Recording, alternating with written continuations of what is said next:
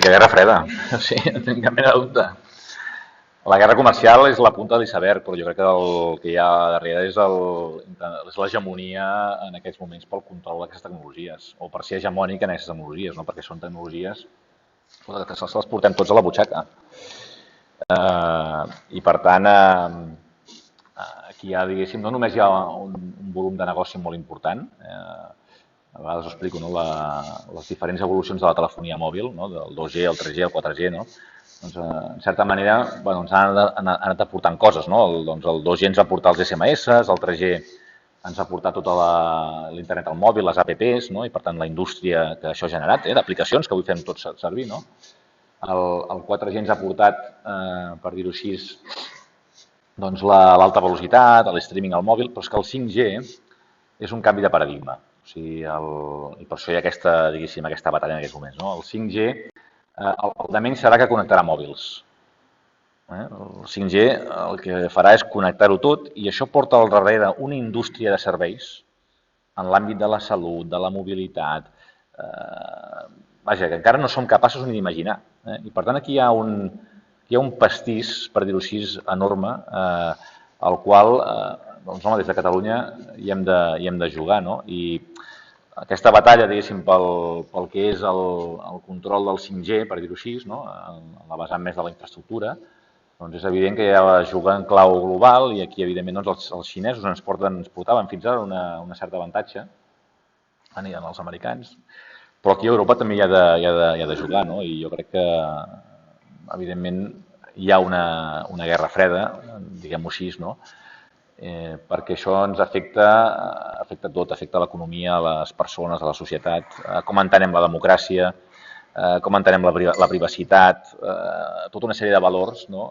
I per tant, estem davant d'un moment on s'ha de veure exactament quina civilització, per dir-ho així, guanya aquesta partida, no? O com es repartirà, no? Diguéssim, aquesta revolució digital, com també va passar amb la revolució industrial, no? En certa manera, no? En els seus inicis. Però cal que ens posicionem, estar a l'espera. Jo, sembla que ho dic clarament, jo crec que amb una aposta europea en aquest sentit. Jo crec que Europa ha de jugar aquesta partida. No ha de...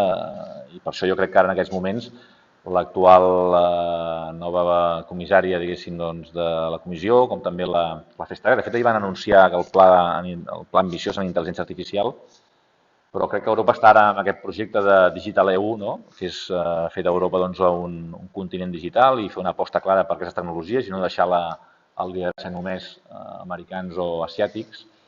En els propers anys ens hi juguem tot, no? I per això també els fons europeus que en aquests moments s'estan destinant a projectes van molt alineats amb l'impuls d'aquestes tecnologies, de la intel·ligència artificial, del 5G, de la quàntica, i per tant nosaltres hem d'estar preparats per ser no només, evidentment, apostar per aquest tipus de projectes, perquè tindrem fons per poder-los fer, sinó també per ajudar a desenvolupar una indústria al darrere.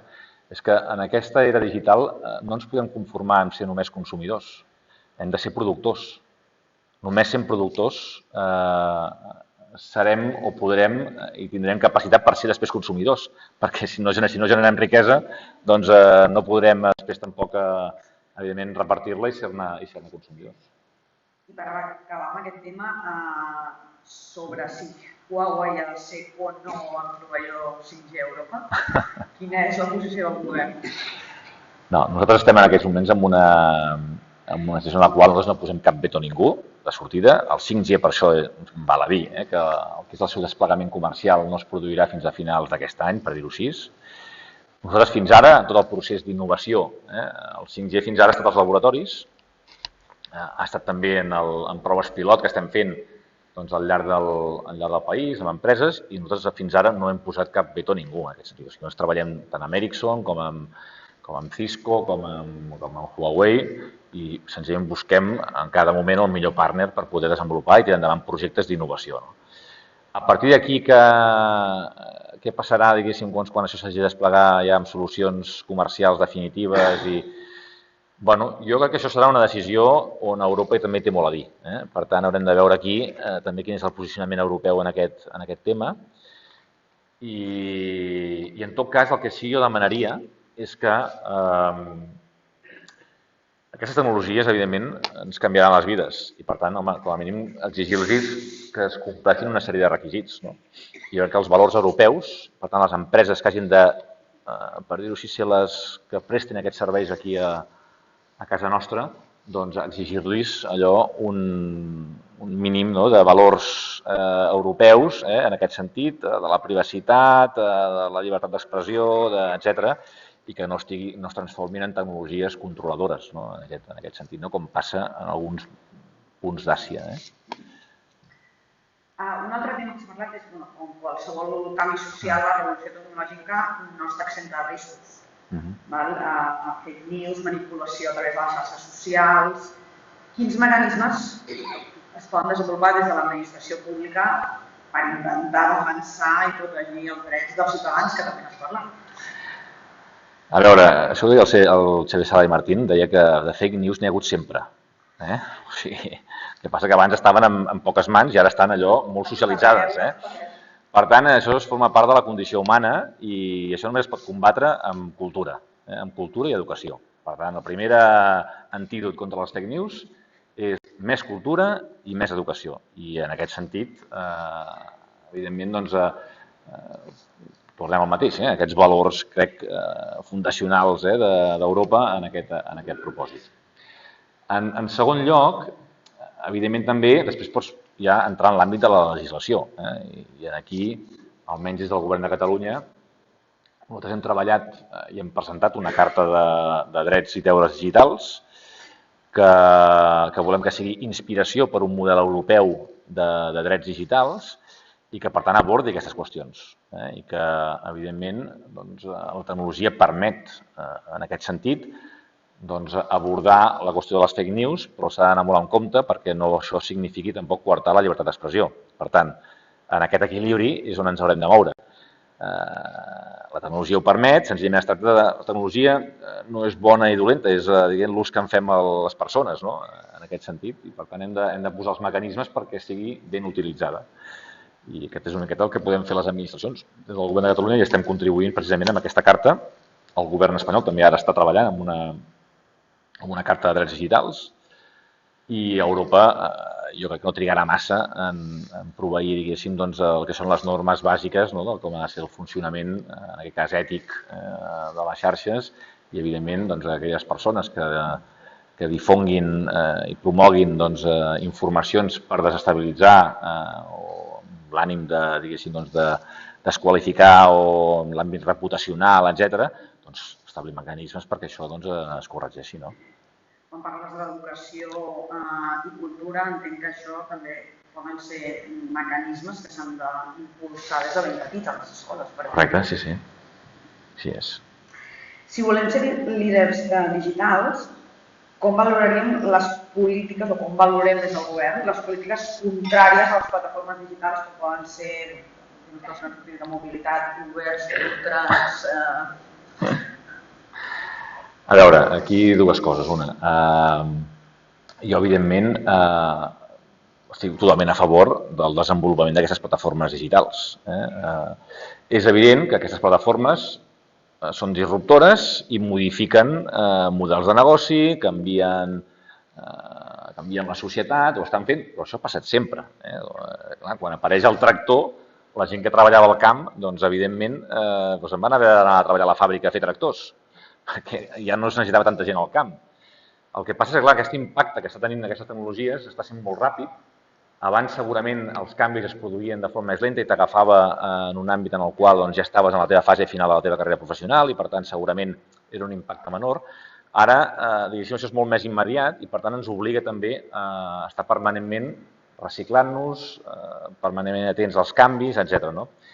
I, per tant, un dels elements importants és entendre que això ha vingut per quedar-se. I, per tant, que hem d'ajudar a la gent també a fer aquest pas perquè ningú es quedi enrere i això també fa que llavors sorgeixin elements traumàtics de que hi ha gent que, evidentment, es revolta contra aquest tipus de plataformes i contra aquesta nova forma, diguéssim, d'economia digital. Això és normal que passi, va passar en l'era industrial amb el moviment dels ludites, que entraven els artesans, entraven a les fàbriques a cremar la maquinària, però és inevitable que si no ens digitalitzem, si no fem aquest pas, és que d'aquí uns quants anys ni tan sols les persones que ara veuen amenaçada la seva posició o els negocis o les formes de negoci els hi passarà igualment, no? Perquè vivim en un món global i, per tant, això és inevitable. Per tant, el que hem de fer és, ajudar a fer aquesta transformació, a fer més competitius aquests sectors, també amb l'ajuda de les tecnologies, intentar no ser uns stoppers des de l'administració, evidentment que hem de regular, i per tant jo soc dels que, evidentment, alguna regulació has de posar perquè hi ha unes normes del joc i, per tant, hem de... I en aquest sentit, per exemple, jo, a vegades quan es diu, no, escolta, el govern, que a vegades no esteu, es diu, els dos partits del govern, que no estem units, escolta, jo sempre dic el mateix, el govern, en aquest sentit, el Parlament és una altra cosa, que hi ha hagut allò més esbatussades, però el govern hem sigut una pinya, no hem tingut polèmiques a nivell de govern sobre temes sectorials. Us emplaço que me'n digueu algun. De fet, jo la principal polèmica que he tingut aquesta legislatura a govern no ha sigut amb un conseller d'Esquerra Republicana, per dir-ho així. Va ser amb un conseller del meu àmbit, en aquest cas, precisament per aquest tema. El tema d'Uber i Cabify, etc., amb el conseller Calvet, bàsicament perquè teníem dues visions diferents. Hi havia una visió més proteccionista, per dir-ho així, del que és el sector de la mobilitat, perquè estava regulat d'una manera, i la mesura de la regulació que es volia tirar endavant, doncs, evidentment, era una mesura, primer es parlava de, en aquest cas també ho feia l'Ajuntament de Barcelona, de 24 hores de precontractació. Jo els vaig dir, home, això no pot ser, perquè una precontractació de 24 hores vol dir carregar-se aquest sector.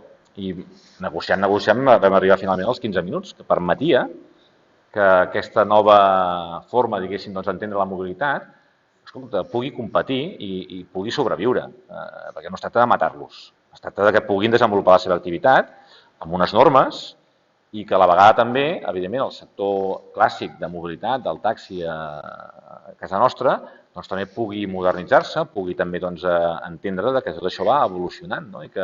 I sempre els dic, el principal perill al taxi no és la Uber o Cabify, és el cotxe autònom, que arribarà un dia o altre. Per tant, jo crec que hem de ser capaços que estem en un moment de transició i molts models de negoci estan veient allò modificats en aquesta... I podríem parlar del món de la música, com consumíem música fa 15 anys i com la consumim ara. Podríem parlar també de com compràvem fa 15 anys i com comprem ara.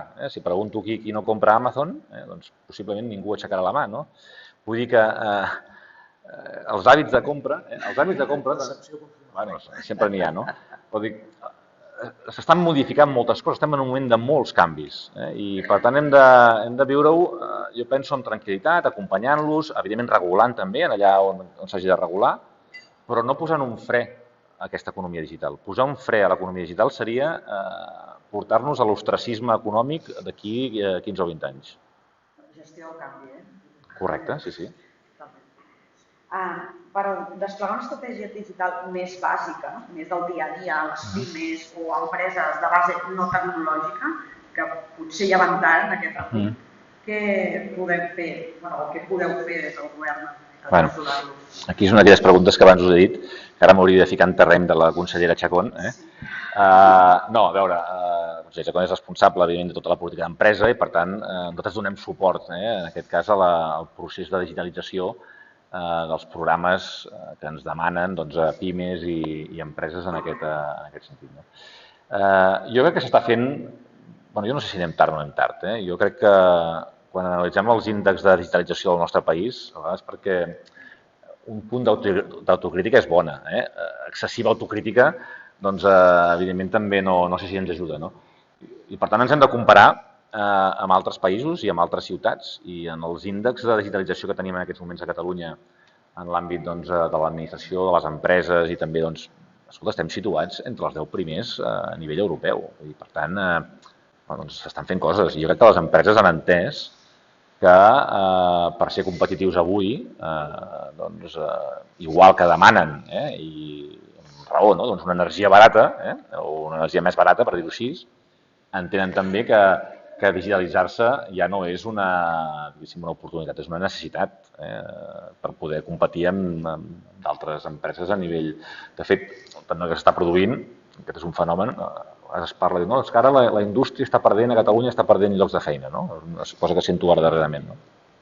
Com intentant dir que comencem una crisi, És que això està passant a totes les indústries a nivell mundial, no és un fenomen només de Catalunya, que és fruit de que avui, cada dia més, amb el concepte aquest d'indústria 4.0, doncs estem veient com a les fàbriques hi ha menys gent, hi ha més robots, més automatització i més digitalització. I, en canvi, on s'està generant molta ocupació? Doncs en les empreses que han de fabricar, mantenir, fer tots aquests processos digitals. Canvien els perfils.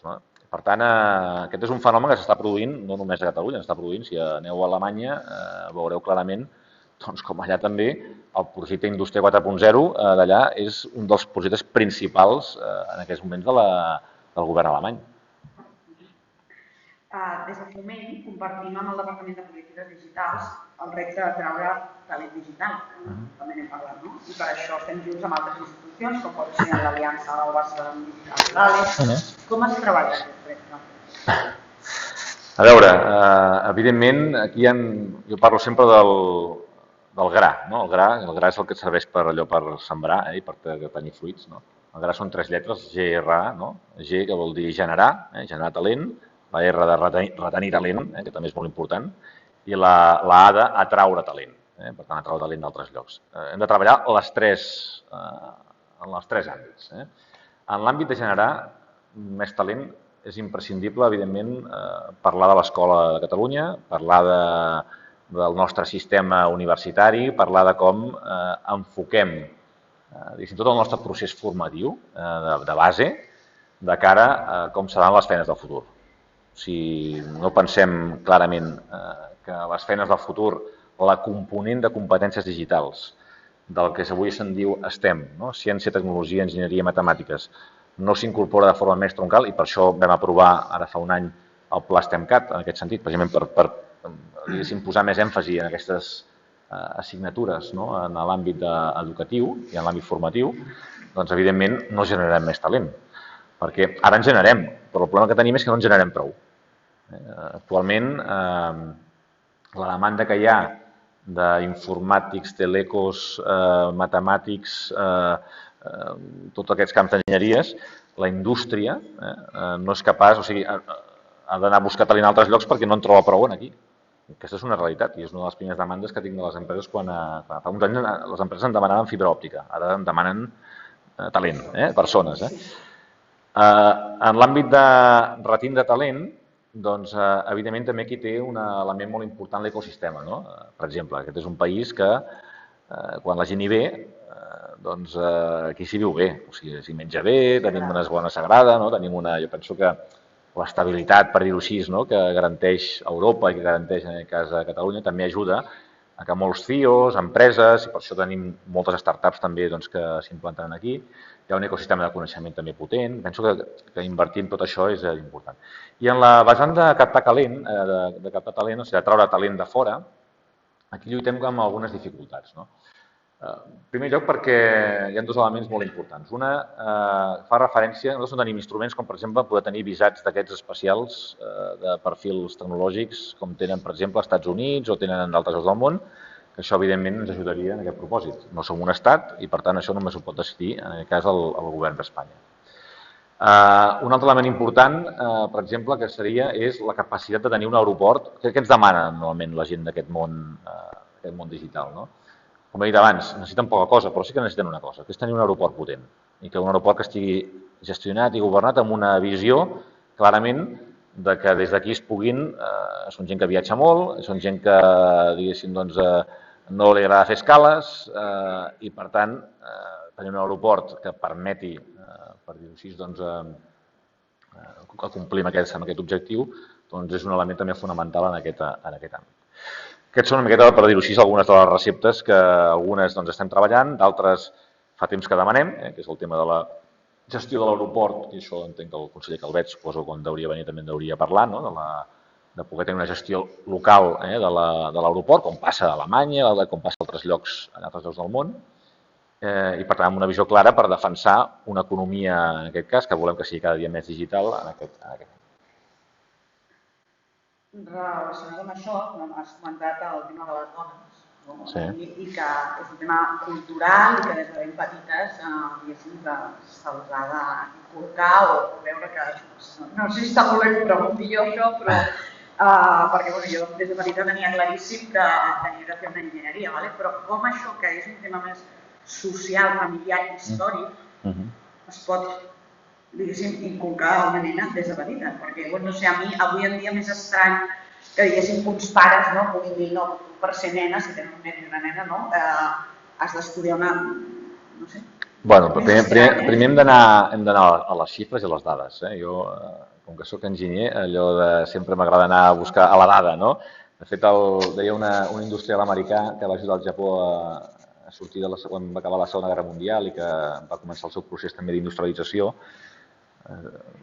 William Edwards Deming deia que sense dades només som una altra persona amb una opinió. I que, per tant, les dades, avui mesurar, doncs, evidentment, ens ajuda a ser capaços de poder avaluar millor i, per tant, poder prendre millors decisions.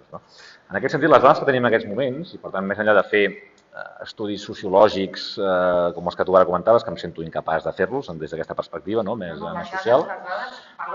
Les dades que tenim en aquests moments és que, per exemple, a secundària avui a Catalunya, en el 80% dels instituts, no hi ha cap noia estudiant el científic-tècnic, el científic-tecnològic. Això és dramàtic. És dramàtic, per tant, això està passant. Doncs està passant i deu haver-hi alguns motius culturals al darrere. Jo em puc endevinar alguns. Potser seran una miqueta allò, per dir-ho així, poc científics, però posaré un exemple. Jo tinc dues filles, per exemple, i quan elles miren la tele o miren sèries, clar, a les sèries veuen que l'informàtic és un friki, allò que en diuen un nerd, la caricaturització, diguéssim, del perfil del món informàtic i tecnològic, normalment són tios raros, o, no sé, un noi allò que desordenat, que viu en el sòtan d'una casa, allò ple d'un desordre. Clar, la meva filla veu això i diu, papa, això no vull ser-ho. Hi ha un primer element que és aquest. Ara, per exemple, que vam dir, vam estar parlant, en aquest cas, amb TV3, estem parlant també, quan vaig estar a Califòrnia, vam parlar també a Hollywood, vam estar parlant amb gent d'allà per dir, escolta, no podríeu fer que les sèries i les pel·lícules, el perfil dels informàtics, siguin gent normal, o sigui, gent que som gent normal, que inclús també que hi hagi noies, I ara, no sé si els que teniu fills, segurament hauran seguit la sèrie aquesta de TV3 de Merlí, que va tenir molt èxit la primera temporada, i va fer incrementar el nombre de llicenciats en filosofia a Catalunya. És així. Doncs deuen dir, escolta, per la segona temporada, per què no feu que el personatge, que ara ja han arribat, els de Merlí han arribat a la universitat, estaven a l'escola, per què no feu que el personatge que estudiï Telecos o el tecnològic, és igual, sigui una noia i sigui una noia normal, allò, diguéssim, i ho han fet. Per tant, el personatge... Doncs tot això són elements que ens ajuden també a... Una altra cosa que també hem de fer, evidentment, és que hem de ser capaços de visibilitzar més a les dones d'èxit, o les dones que es dediquen a aquest món tecnològic i digital, diguéssim, a fer-les referents. Per tant, i aquí tenim en el programa Donatic, que lidera la Joana Barbany, que és la directora general de la conselleria que porta aquests temes. Per exemple, vam impulsar ara fa uns anys els Premis Donatic. De fet, a la nit de les telecomunicacions, la Mara Alarcón va rebre també un premi en aquest sentit. Per tant, hem de ser capaços de, totes aquelles dones que estan en aquests moments triomfant en el món tecnològic, que ens ajudin també a fer-ne un retorn a les nenes que tot just en aquests moments en aquesta fase, diguéssim, de decidir què seran quan siguin grans. Poso un exemple. Nosaltres el que fem és que les hi demanem que ens ajudin a anar un dia a l'any a una escola i a fer una xerrada a les nenes perquè vegin que és una feina xula, que és sexy, que té no, vull dir, una miqueta vendre bé el producte, no? Vendre el producte, perquè fins ara els inputs que han tingut segurament han sigut inputs potser des de la perspectiva femenina doncs no massa atractius, no? I per tant això és el que hem de fer a nivell de base. I després també a nivell potser doncs, ja de més grans, evidentment aquí també val per la gent que està treballant en altres disciplines i que potser no troba feina o que no és una disciplina que en aquests moments doncs, tingui perspectives de futur, ajudar també doncs, a fer reciclatges en femení en aquest sentit. No? Ara, per exemple, no sé si això ho puc anunciar-ho avui, si la directora em matarà, però no, estem treballant amb unes subvencions específiques per dones emprenedores que volem donar en aquest sentit per ajudar-les a crear startups, etc. No? Per tant, bueno, hem d'anar fent aquesta feina doncs, de mica en mica per tal d'anar creant aquesta dinàmica més positiva no? Des d'aquesta perspectiva, perquè és veritat que tenim un món. De fet, la xifra que tenim, donant les dades, és que avui a Catalunya, en el sector tecnològic, hi ha un 30% de dones. Val? El que passa és que d'aquest 30%, només un 10% es dedica a tasques tecnològiques. La resta són tasques de màrqueting, de recursos humans, dins del sector tecnològic. Home, jo crec que això ho hem d'ampliar, ho hem d'ajudar a ampliar-ho i contribuir a fer tot el possible perquè, si no, evidentment, com he dit abans, tindrem una societat que serà més desigual i des d'aquesta perspectiva de gènere i això no ens ho podem permetre. No, em sento molt identificat pel que deies dels estereotips, perquè moltes vegades també que estudiat telecos m'han tu no ets telecos. Ho soc. Des de la perspectiva d'aquesta atracció de talent, Catalunya no és competitiva en termes de fiscalitat dels no residents, no? En relació a altres països europeus. S'està fent alguna cosa per poder millorar aquesta situació? Quan dius fiscalitat de no residents, a què et refereix exactament? Bueno, me l'han passat. A que no paguen impostos o que en paguen més o què vol dir exactament això? Tenir els mateixos avantatges que tenen els de Portugal. Els d'aquí, que resideixen aquí. Hi ha una gran dificultat per buscar talent dels països que no són comunitaris, que no són membres de la Unió Europea. Aquesta és una qüestió. I l'altra és que hi ha països com Portugal que tenen unes bonificacions especials des de la perspectiva fiscal que duren 5 anys. I almenys el que plantegem des de Foment del Treball en la nostra política d'una fiscalitat més competitiva, diem que podem equilibrar-ho, per exemple, a Portugal, que aquests beneficis fiscals puguin durar 10 anys. Bueno, aquesta pregunta evidentment me la podeu fer a mi, però la responsabilitat sobre la fiscalitat de Catalunya, evidentment, no defugiré de contestar-la. En primer lloc, evidentment, nosaltres, quan parlem de fiscalitat, és evident que, almenys a l'espai que jo represento, i personalment ho considero així, que en aquest país segurament es paguen masses impostos, en el seu conjunt, en el seu conjunt. Ho dic perquè a vegades anar a mirar, diguéssim, escolta, ara heu pujat aquest impost o aquest altre, i segurament potser ens estem fixant massa en el camí de formigues i no estem veient passar l'elefant, no veiem l'elefant. I, clar, evidentment, en l'àmbit de la política fiscal, doncs és evident que el percentatge més elevat de decisió sobre les polítiques fiscals i sobre la recaptació fiscal, etc., es produeix, evidentment, per normativa estatal, en aquest sentit. I, per tant, nosaltres hi tenim un poc marge de maniobra. Ja ens agradaria tenir-ne més. De fet, per això demanem, hem demanat sempre el famós pacte fiscal, que ja el demanava el president Mas, perquè volem tenir aquesta responsabilitat. Ja ens agradaria tenir-la. El que passa és que si no la tenim, tampoc se'ns pot fer responsables, llavors tampoc d'una excessiva fiscalitat. Però responent a la pregunta, i abans em sembla que ho he comentat també en l'àmbit dels visats, també és un instrument en aquest sentit. És evident que poder tenir, com per exemple també té, i això també ho fa Irlanda, Irlanda té una política fiscal en l'àmbit tecnològic, que evidentment a la Unió Europea no li acaba d'agradar massa en determinats, perquè això genera, diguéssim, un entorn de competència. Jo sempre creu que la competència és bona en aquest sentit i per tant no crec que hauríem d'espantar-nos en aquest propòsit, però és veritat que ara mateix el govern de Catalunya, des d'aquesta perspectiva, no sé si té capacitat per poder legislar des d'una perspectiva fiscal en aquest àmbit en concret. Per tant, evidentment, jo en seria favorable si tingués l'instrument, però evidentment no puc exercir-lo i en tot cas treballarem perquè no només aquesta, sinó altres mesures que creiem que han de ser necessàries perquè en aquest entorn d'alta competitivitat pel talent no ens quedem fora de joc, i això també els hi passa una miqueta com els hi passa als equips de futbol, que avui els jugadors se'ls piquen entre ells, perquè tinguem eines per poder també lluitar en aquesta batalla pel talent, doncs evidentment treballarem en aquest sentit. Un altre tema totalment diferent. Quin és el posicionament del govern de la Generalitat respecte a la taxa Google i si es té alguna estimació de com seria la recaptació aquí a Catalunya? A veure, jo crec que la taxa Google que ara acaba d'aprovar el govern espanyol, primera, jo crec que està feta d'una miqueta des del fruit de la improvisació. O sigui, crec que hauria sigut més adient esperar què passa a nivell europeu. Jo crec que voler avançar-se, i això no sé si ha sigut fruit de l'acord que tenen amb Podemos, això ja ho desconec, però penso que jo m'hauria esperat perquè aquest és un tema que afecta a nivell d'Europa.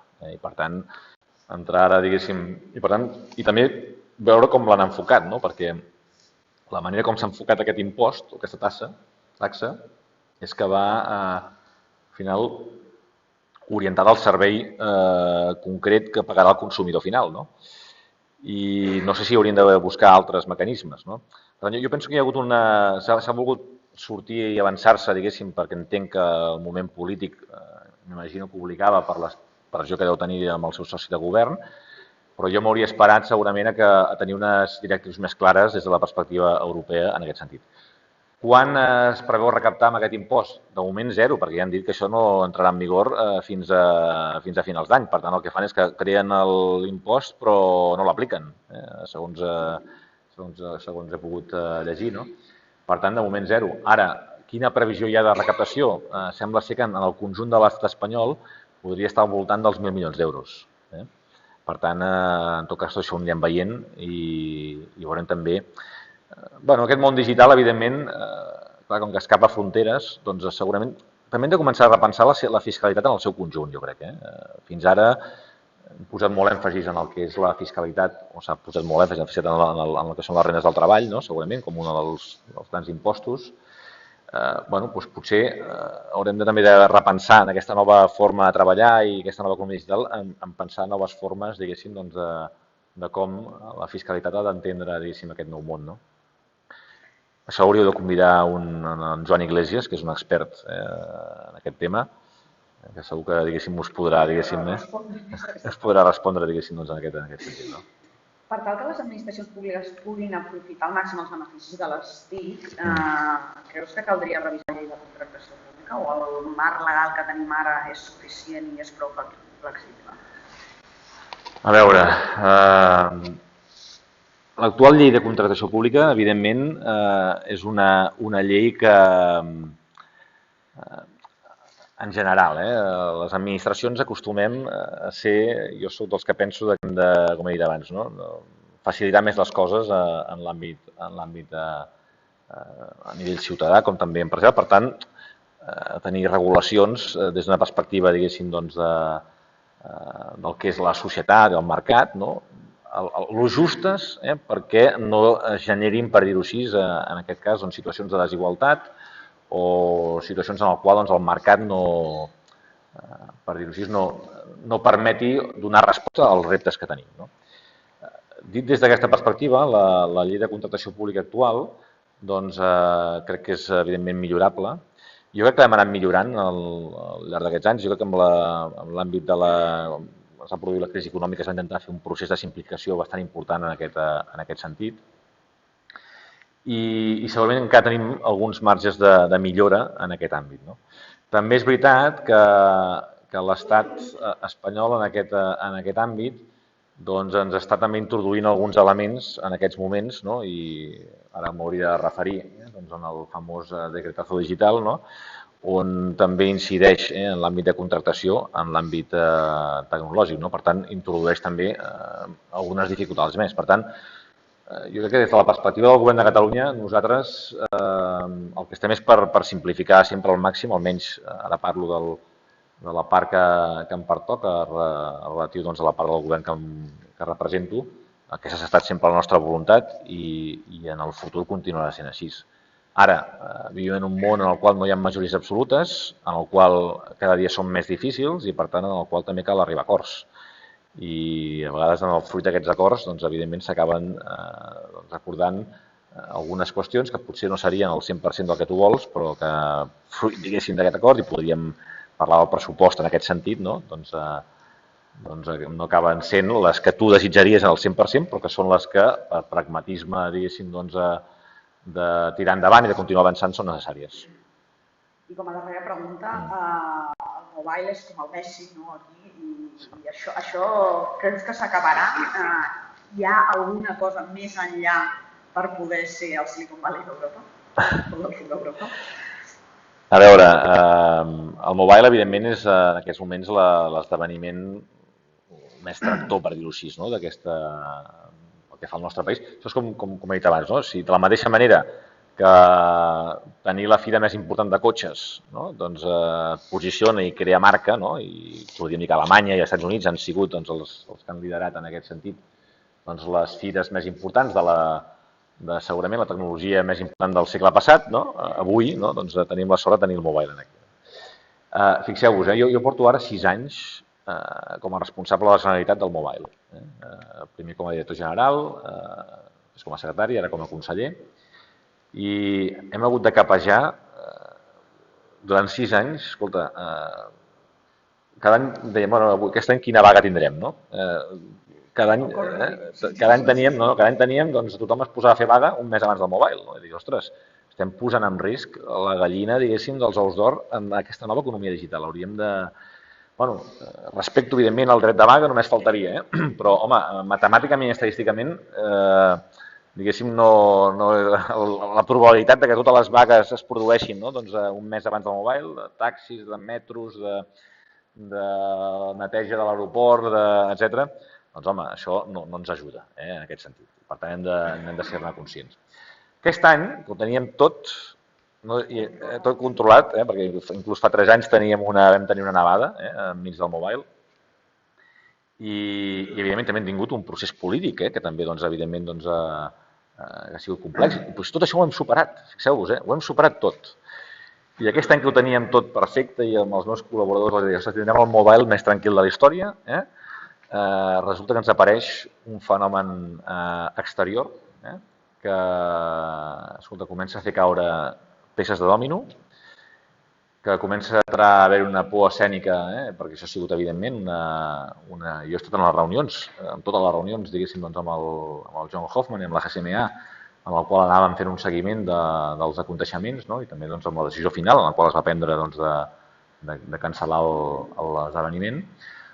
Però, clar, quan tu vas començar a veure, jo vaig començar a sospitar que això no anava bé el dia que va caure Ericsson. El dia que cau Ericsson, dius, ostres, això ja no és una empresa qualsevol des de la perspectiva del que representa el mobile, perquè encara hi ha algunes altres que potser no era el seu core business, però això ha sigut una decisió, en primer lloc, que han pres les grans corporacions mundials des d'una perspectiva que no volien enfrontar, fan una anàlisi de riscos-beneficis, de cost-benefici, de dir, escolta, si jo envio treballadors allà i tinc un problema i algun d'aquests treballadors m'agafa el virus, perquè, clar, des de la perspectiva de la dimensió, per una persona de Wisconsin o per una persona de Sydney, nosaltres quan pensem en el coronavirus, ja us dic, quants de vosaltres heu anat a la Xina aquests darrers setmanes, no? I segurament tots pensem, i jo sé d'empreses d'aquí que no viatgen a la Xina, i la Xina és molt gran, i el coronavirus està en una província de la Xina, però en canvi no anem a la Xina. Doncs ara imagineu-vos per algú de Wisconsin, algun americà o algú de Sydney que ha de prendre una decisió sobre si van o no van al mobile, quan saben que hi ha hagut un cas a les Illes Balears o a Canàries, per ells això està a Europa ja, vull dir que és aquí mateix, no? Per tant, jo crec que han sigut decisions preses des de la perspectiva dels CEOs d'aquestes empreses que quan han anat, diguéssim allò, succeint-se una darrere l'altra, hi ha hagut allò una espècie com de por traslladada que al final, clar, la GSMA i nosaltres mateixos, en el moment que hem de prendre la decisió, doncs es diu, bueno, tenim 3 opcions. Una, podem continuar tirant endavant amb el mobile. I per tant seria un mobile en el qual entraríeu als pavellons i veuríeu la meitat dels espais buits. Clar, això, des d'una perspectiva d'imatge, és fatal. O sigui, a més, el mobile el fem per les empreses. Si no hi ha les empreses i no hi ha les principals empreses del sector, doncs, evidentment, la segona opció era fer-lo, ajornar-lo uns mesos, no? I per tant fer-lo abans de l'estiu. Aquesta opció jo penso que era la pitjor per nosaltres, perquè primer posàvem un problema a fira, o sigui, encabir un esdeveniment com el Mobile, que és el més gran que es fa,